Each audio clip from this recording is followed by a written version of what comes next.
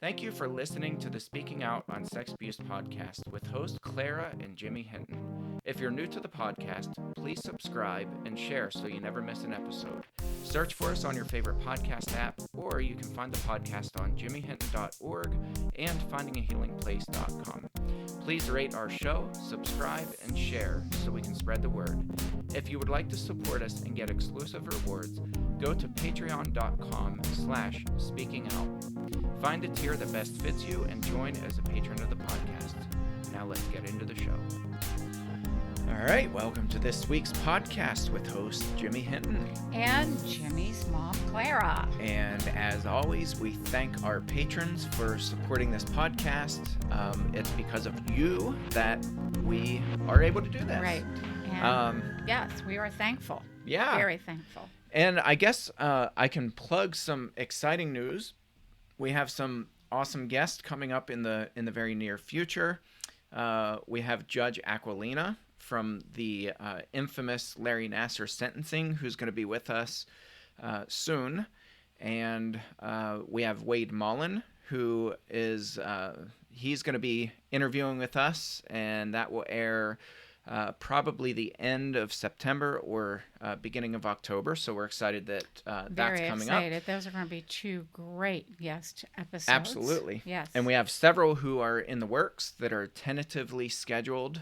We just have to solidify them. So until they're solidified, I will withhold their names and keep you hanging on the edge of your seat. Absolutely. Yeah. There you go. So today's episode, we're going to talk about what leaders should do, 5 steps that leaders should do if there's an allegation of abuse. And that would be a credible allegation, that could be any kind of abuse. I mean, we talk about sexual abuse because that's what we specialize in. Right. That's been our personal experience. Mm-hmm. That's where my research has been focused, is on sexual abuse of minors, but we're really talking about any kind of abuse. Spiritual abuse, verbal abuse, physical abuse, sexual abuse of adults, sexual abuse of minors, whatever kind of abuse it is. If there's an allegation of abuse, a credible allegation, or a suspicion of abuse, here are 5 steps that I think are really important for church leaders to do. And part of what fueled this episode is that I see churches get this wrong almost always. Right now, Menlo Church in California with John Ortberg, they're going through, all kinds of trouble because of something that was handled in-house. They hired an investigator, and it ended up being, somebody who was cherry-picked and just kind of did a halfway job. They didn't communicate hardly anything to the congregation, very little transparency, and it's a mess right now. It always is, Jimmy, when we put a veil, a cover, a sheet across the truth, and we only show partial. That never turns out okay. Nope. Never. So I think this is going to be really incredibly helpful to those who are listening, especially to those who are in a leadership position. Yeah. And I'll say for myself, I didn't have this information available. Right. When I was 2 years into ministry, actually, July 29th, that's what, 9 years? 9 years to the day that you and I found out. Right. That there was this allegation of abuse. My youngest sister came to me and disclosed abuse. So we're talking 9 years, July 29th, which I think is the date of this. We don't record on the date that we publish these, so I have to think, what's Thursday's date? Today's I have to stop and think, too. 28th? I don't know what No, that's today tomorrow. is. Okay, tomorrow, so tomorrow, July 29th, 9 years. And I think back, it is miraculous that I was able to think through and process through how to handle this, because we didn't have a group of church leaders at the time. We didn't have elders, we didn't have deacons, and we're independent churches. Right. And so there was no leadership structure. that was in place where I could contact people and bounce ideas off of, which maybe it was a good thing, really, when I see how I think churches probably handle it it. was, Jimmy, because you based your action. I based my action. Your sister based her action on Morality. believing that, right, Yeah. that the truth always wins. We Yeah. needed to be truthful from minute one, Yeah. and that worked. And I'll say It did. too, and this is one of our 5 steps here, but I never ever worried about protecting the image of the church. That was Right, never a thought. right. And I literally thought, here sits a victim in front of me. Mm-hmm. Um, whether I was related to her or not was irrelevant. Right. The fact is, here's somebody who was oppressed, who was abused in the worst possible way. I'm going to do something about it. Mm-hmm. I And, have to and do something about it. and I think you and I and your sister will always appreciate that fact that there was no hesitancy. Mm-mm. No, There was no trying never. to hide Nope. because of embarrassment or, Nope. And you know, embarrassing it was. it was terribly embarrassing. It But there was still no is shrinking at back from it. times, and there is no shrinking back. It was something that needed to be exposed and Yeah. dealt with right then and there. Yeah. So a lot of this is, personal experience, probably above and beyond anything that I've learned since. But the things that I've learned since have only enhanced these steps and really made me decide that what we Sure. did was absolutely the It was correct the and best proper and the right thing. Right. method. Okay, so number 1, what can church leaders do? And this isn't just churches. This is, really any organization. I say churches because it's where I work. It's where I'm employed. And it's just that, this can apply across any organization. Okay, number 1. Leaders should distance themselves from the abusive behavior when there are allegations. Unequivocally, undeniably, you should stand up very loudly, very boldly, and say, here are the allegations, and they are wrong. This behavior is wrong. This language is wrong. There is nothing about these allegations that is holy, that is true, that is defendable, period.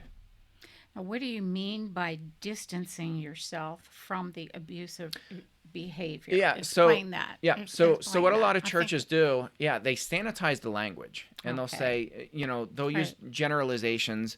Well, there were some things that were said. It's this real vague, and nobody has a clue in the congregation. Very vague. And Nobody I always has a love clue. some people came to us. It's and this really always, softball approach. It is. Yeah. Instead of naming the allegations, saying, here's what the allegations are. Right. When I reported to my church, before he was even arrested, I know. I said, I still remember this. I said, there are multiple allegations that my dad sexually abused minor children. And I said, at this point, I don't know a lot, so I can't say a lot, but I will tell you that we have the best reason to believe that these allegations are true. And I don't want anybody in this congregation to rush to my dad's defense. Don't do it. That took courage beyond what we can even imagine, Jimmy. When I think Yeah. back 9 years ago, you were a kid. You were young. You were young. Well, I'm still young. I mean, You'll always be a kid in my eyes. But you were a kid. You were green. You had just been in ministry for a short while. 2 years. And here is all of this stuff laid on you. Not only was this an allegation, but it was an allegation of someone that you loved with all your heart. Yeah. Someone Yeah. you respected, and the very reason you were in ministry. Yeah. So I want people to really get it, what you're talking about. Yeah, protecting the image of the church and protecting a family member whom I loved and Right. adored and, You sure practically did. worshiped the ground he walked on. Right. That was irrelevant. When you have right and wrong, and it's very black and white. I mean, there's no gray area No, in this. not- It's no. not like There is you not. can't you can't sanitize child sexual abuse or any kind of abuse in any capacity and say, well, but he's a good guy and think of all the good that he did. You can't do it. No. It is black and Or white. yes, but there's right and there's think wrong. about his childhood. Think about what he went through. That's often used too. Think about what his life was like, and think about what the other person did to him. Or no, it doesn't work that way. Yeah, the No, point is, it doesn't. criminal felonies were committed, Right. allegedly. Which you stated. There was a very credible disclosure to me personally, Right. and I named it. I said, just know what he did was wrong, Right. and do not defend him. Should He this be he true? was out. I mean, you're still talking Right. allegation. Yeah. And I said, And you did. there will be due Right. course. Right. There was an investigation. We're going to cooperate with legal authorities. So, number one, you distance yourself. As leaders, distance yourself from the abusive behavior, and I would say, too, from the abuser. Right. That's critically important. Number two, name the person and the specific allegation or accusation, even if it's at that point you don't know a whole lot. It's still really important to name the person and to name the allegation. Not, well, there was something that came up, or people were talking, and so we just have to address this because people are talking about something. Well, gee, that narrows it down. Right. That really helps to protect people if the allegations are true. And that's the point. It's important to know who the person is so that people have a fighting chance to protect their own families. And a prime example, and one that I thought of, a recent example, is John Christ, the famous Christian comedian, who was abusing multiple women in horrific ways, getting them flat out trashed and drunk and to where they were passed out, and he was taking advantage of them, much against their wills. Just on and on and on. He had so many victims, and people knew about this, and people kept booking him. Organizations kept booking him knowing this, and they enabled him. And instead of naming him and naming what the allegations were, they were like, oh, well, one, they just didn't talk about it. Right. There were a handful of us online. And I remember Kenny Stubblefield was the first person I saw who said, I'm telling you firsthand that I have spoken to victims who have told me what John Christ did to them. This is fact. He was putting it all over Twitter. And that's what you're looking for. Absolutely. Is fact. Yes. I'm going to interject something. I can't think of his name. The guy on the Today Show that was fired. Oh, Matt Lauer. Matt Lauer. Yeah. Yeah. We're talking about a different type of abuse, but there again, it was. Do you think that was handled properly? No, people knew. People Right. knew. People That's knew. His bosses they knew. They Multiple victims had reported him over the years. Right, and he was protected. Absolutely. And he was protected, and the abuse continued. Exactly. Yeah. He produced more and more victims. His coworkers were quiet. His bosses were quiet. And then when it all came out, they were like, "Oh my goodness, how could this have happened?" Right. I'll tell you how it And happened. there you go. There you go. Nobody it was named allowed him. to happen. Right. Nobody named the allegations. He was kept in the veil of secrecy. Right. He was covered. Right. Yeah. Okay. So that's why it's important. And, I even put this statement down. I think a statement like this is really appropriate when you're naming the person and the allegation. You can say something like this. At this juncture, we don't know if the allegations are true, but we are looking into it, and we want to be as transparent as possible. We will always err on the side of caution and transparency. That should be the statement. Yeah, I right appreciated that you put that, Jimmy, and that should be the statement. You're not saying this is what happened. You're saying we have an allegation. Right. Not sure and we're yet. And here's what the but- allegation is. Here's, And here's who's named right. as the Right. alleged abuser. Yes. And we're going to look into this. And if it turns out to be nothing, then we will stand then by thank this God. person That's and, all. you know, Right. whatever. Yes. But yeah, name the person. And, you know, I hear all the time, well, what if we ruin a perfectly good person's reputation? That won't And I happen. say, what if that person ruins a perfectly good person's life? You're right. And that's exactly what happens in cases of Right? abuse. We've seen it over and over and over again. Yeah. Number 3, do not hinder members from expressing their concerns. For example, allow them to talk freely. Let them know that communication is important and that communication is not the same thing as gossip. Time after time after time after time, I hear church leaders say, they'll shut down any kind of talk and they'll say, we don't want any gossip about, you know, brother so-and-so.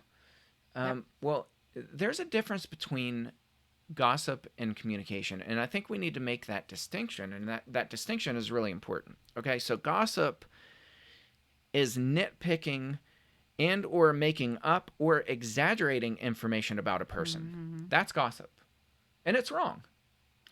We should never gossip about people. Terribly wrong. It's terribly harmful, but there is a big dividing line between gossip and speaking Absolutely. the truth. Yes. So communication is when you're sharing valuable and useful information that helps warn people of abusive behavior. That is not gossip, and that should be encouraged. Right. And at our congregation, we do this periodically, but all of the leaders will stand up before the church and we'll say, we want you guys to physically look at the people standing up here. Every one of us is a mandated reporter by law. By Pennsylvania law, we're all mandated reporters. You can and you should go to any one of us, any one of us, whichever one of us you're most comfortable with. That's great. We will listen to an allegation. Okay. We have another team of people who will be notified. And if it's illegal activity, illegal abuse, whoever you go to, no matter who's standing up here, that person will report it immediately. That's awesome. Our congregation knows that. That's awesome. And we say, if any one of these people here you're not comfortable with, because we have all male leaders. Right. We say, we have other designated people within the congregation who are not part of this leadership team who you can go to and you can tell, and they will come tell us. Don't you think that helps all the way around, Jimmy? Absolutely. To create an atmosphere of trust? Absolutely, it does. It really does. When we know that there are sound, moral, good people that are our leaders, immediately we want to entrust them with our concerns, our worries, our heartaches, our, whatever it is. But that's a really good thing. Yeah. So, I think I see this time and time and time again where churches they'll shut down any kind of communication among members and say, the leaders got this. We got this. Yep. We're handling this. That's not transparent. It's not honest. Private meetings. Yeah. It's not moral. It's not ethical. Right. No. And they should welcome congregants to give information to them that's important, absolutely. That's relevant. Absolutely. Especially in cases of abuse, because we're not, we're not always looking and seeing and feeling and we can't be. Cannot be. So we depend on the help from others. Yeah, when leaders say we're going to be the eyes and the ears of the church, that's a huge red flag. Yeah, it is. Yeah. Because everybody is the eyes and the ears. Or we will handle it in our meetings. We will take this to the elders meeting and we'll handle it. Right. So, I made this point too. A lot of churches ban church members from talking on social media, and then they'll scour any negative post about the church. Delete your post, get rid of it. And we want to be clear here. We want to make a distinction between explosive backtalk and backbiting and gossip, which is wrong, which shouldn't happen. Right. Church members should not do that. That's not helpful. No. That's not moral. That's not ethical. But there's a difference between passing information or asking for information in a neutral, unbiased way, as best as you can. Or be alerting or alerting other say, people. there's an Right. allegation against a leader and he's going from church to church, as was the case of your Notifying dad. another church is not gossip. Right. That is not Mm-mm. gossip. That is saying, hey, there's an investigation going on. There are allegations going on. We just want to give you a heads Right. up. Not sure Right. what the result is going to be, but here's a heads up. But a lot That, of churches will shut down any oh, kind of yes. talk from any of They their won't hear of members. it. Yeah. And Right. they'll tell them, they'll make announcements. We don't want you putting anything Well, we've online, had podcast after period. podcast about that happening, that Yeah. very thing happening. And I would also say this under this third point here. If a church is hiding abuse, posts online are going to be negative.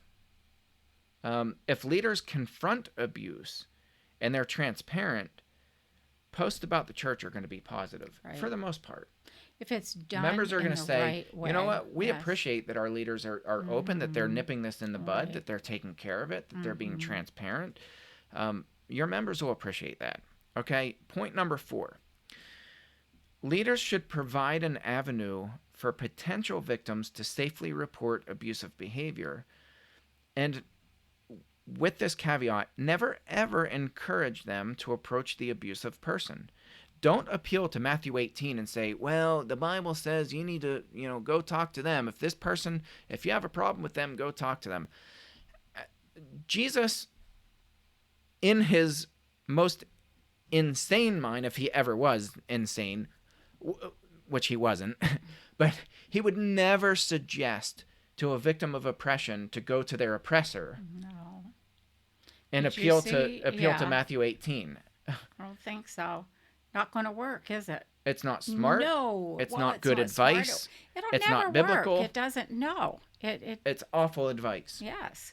So the alternative to that, the safe alternative to that should be, if anybody has been harmed, if anybody else who we don't know about has been harmed by this person, name the name. Mm-hmm. Again, here's a group of people who you can come talk to, and I promise you, you won't be shut down. We will listen to you. We will believe you. We will call proper authorities if anything illegal has happened. We will take care, and we will keep your name confidential. And that needs to happen too. There needs to be that bond of Yeah, trust. the victim also. has to have Yes, that bond. assurance. Yes, for sure. This whole thing, can explode if not handled properly. Yeah, and we see it time And and time and we time see and it, time right. again. Absolutely. And it does turn into then a match of protection for the abuser, the alleged person. Or the organization, or both. Or both, right? And then you have the abused people who will never carry the truth again to anybody. Right. Because Because why would they? why would they? Yeah. It's like a second puncture to the heart here. Yeah. When they're not listened to, when proper action isn't taken. So I love how you've laid this out very clearly, step by step, what the process should be, and it is a Yeah. process. It is a It is, process. and It is. honestly, it's painful. It's embarrassing. It's nobody wants to. Most nobody wants to confront this kind of garbage. Nobody No. wants to think about It's it. not Nobody wants to fun, talk believe about me. it. We know Nobody that. wants to stand It's in not front of their fun. It's congregation terrible. and announce and Right. admit that this went on and we didn't recognize it. Nobody wants to do that. But these 5 steps are not that hard. No, they're not. They're They're not, and they're not that and complicated. in the end, wow, is it better? Yeah, Wow, absolutely is it it is. better to lay it out, deal with it, Yeah. find the truth, and take it from there. Yeah. Right. And then finally, number 5. This is vital. Protect the value of human souls and not the reputation of the church. If we're trying to defend the reputation of the church, if that's the first thought that comes to your mind, is that we don't want anybody saying anything bad about the church, those leaders ought to be removed immediately. You know, it's weird. The church is supposed to be a gathering of sinners. We all are, Mm-hmm. worshiping our Lord, and we are supposed to confess our sins and deal with them. And we are broken people, Mm-hmm. admittedly, but there's this facade that is put on that it's just one big happy wonderful Yep. family with rah rah shishkamba, God is good all the time God is good, nothing bad ever happens to me. That's not true. That's not Yeah. not how life is within our physical families, let alone within our church Yeah. families. One of the biggest fights that I ever got into with my elders, um, and we talk openly about this with our church, with each other. We're very Right. open. We don't always get along. We fight like cats and Well, who dogs. does in any Um, relationship? but I Right. respect them. I don't agree with them on a lot of things, but I Mm-hmm. respect them, and they don't agree with me on a lot Right. of I was things, and going to they say. respect me. Right. Okay. That's why I can talk freely about this, and they don't mind. I mean, we've talked publicly about this. Right. Christine Parker she published a post on Porch Swing Ministries where she interviewed me and my Right. elders, I because remember I'm that. telling you, Yeah. I almost resigned so many times, Mm-hmm. and they almost resigned from being elders. So all that to say, um, one of the biggest fights that I had with them is, you know, they were kind of picking at me on things and had their checklist of issues, and in my mind they're just being petty. In their mind, they're trying to get me to, yeah, Important these were things. big Yeah. issues for them. Right. And so anyway, uh, they finally turned around and said, do you have any criticism about us? And I was like, are you really opening this door for me? Like, are you honestly opening this door for Mm-hmm. criticism? Because Mm-hmm. you're not going to like what you hear. Yeah. And they said, to their credit, yeah, Mm-hmm. we want to know. And that is much to their I credit, by said, the way. okay, Yeah. thank you. Mm-hmm. And and I the floodgates opened up, and I'm not proud of this moment, but it was on my mind, and they gave me permission, and Mm-hmm. and to their credit, again, they took it, and Mm-hmm. um, you know, they repented, I repented, we prayed together, all was good, Mm-hmm. okay. Right. So one of my biggest criticisms was when you guys step foot over the threshold of this church building, our members see a different persona than they see in the grocery store. Mm-hmm. You guys change into this mode of, all of a sudden now we're the leaders of the church. Yeah. And I'm like, what is that? Mm-hmm. Did you ever see Jesus go around No, and I was change just his? going to say, Did you see him walk into the synagogue and be like, never. okay, now No. thee, and using these and thous, and No. the language changes. All of you who are listening know what I'm talking about. Right? Absolutely. You walk into church and all of a sudden you can feel the fake. Yep. So that's what you're talking That's about. exactly. Protecting That this is image, exactly this what I'm whitewashing talking of the about. church, Be real. where we want to have need this to- facade. Right. My thing is, when I walk in, people know you. Or What you you're see is what you Jimmy. get. You are Jimmy. Wherever you are, I don't see you change, and I love that. Yeah. People love that. We need that. Yeah. We need to be able to see each other, whether we're in our home, in the grocery store, Right. in a movie theater, wherever, that we are who we are, who we are. Yeah. That's so important. So protecting the reputation of the church, or our own reputation. Our own. Our reputation as church leaders. Right. It's wrong. It's wrong, Right. wrong. Right. So, damage control is dishonest because it focuses on whitewashing the public image of the church while covering for someone who has abused victims. If that's the case, if you're a leader who's doing that, hopefully we have church leaders who listen to this. And I'm preaching to the choir here too. I'm not preaching at people. No. I'm talking to myself It's too. across the board. If for you're all ever at of a us, point- yes. If you're ever at a point where you're focusing on your reputation above the human value of other human souls, resign. Step down and resign from that position. When we made the decision to go to the police with your dad, abuse wasn't heard of like it is today. Now it's almost to the point of being common. People report Yeah. every day. People's names are in the paper every day. It was not so when we did this. Mm-mm. A flashing thought came through my mind when I had your sister go talk to you. And that thought was, my gosh, our whole family will be destroyed. It's going to be so different if this is true, and the whole world, and it does feel like the whole world knows when we are exposed in We that exposed way. ourselves. Right. But it was this idea of the value of human souls was so much deeper. Thank God. Thank God. I don't always get it right. In fact, most of the time I don't get anything right, truthfully. Yeah. But this Yeah, one you're time, right about that. Thanks. Notice the support I get from my child. Notice this. Did you notice how quick he came and supported Episode me? 112. Yeah. Thanks. All the things Clara Hinton does wrong. Yeah. Thank you, Jimmy.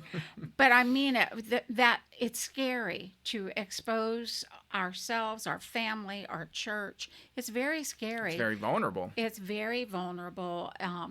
But until we're real, I don't think we have the real unit, the real communication, the real fellowship that we need anyway. Yeah. It's fake, like you said. I mean, look at what Jesus said often, over and over and over, about people being whitewashed tombs. You're rotten Right. inside. You're dead. There's Yeah. this rotting You look real nice on the corpse. outside, Yeah, guys. but on the Your clothes outside, are by pretty. golly, boy, are you Perfume nice and smells white. good. Nails are done. Hair is done. But inside, it sure stinks. Yeah, and he was We having don't none of wanna it. be And he was that like, way. no, be you. Right. Be who you are. Be real. Don't change persona when you walk across the threshold and you walk into your synagogue, or you walk into your church, or you walk into And this your is who wherever. we should be, valuing the state of the human soul, worshiping our God, and Yeah. trusting God in the end to take care of it all. Really, trusting God Yeah. that when the truth is exposed, that God will be there, Yeah. and He is. Absolutely. Well, we have a very simple truth bomb for today. 2 words: be transparent. Be honest. Put it out there. Yeah, Be real. transparent. Be real. Communicate with your church. Do it Yes. well. And things will go much better, I promise. Thank you for tuning into this episode. We'll catch you next round. Thanks again for listening to today's episode. Thank you to our patrons who make the podcast possible. If you found it helpful, please follow on Spreaker and search for the Speaking Out on Sex Abuse podcast in your favorite podcast app. Be sure to hit subscribe and rate the show. If you believe in what we do, consider supporting the podcast by becoming a patron, and check out the cool rewards our patrons receive. Share with your friends and tell the world. Join us in speaking out on sex abuse so we can change the tides and prevent abuse.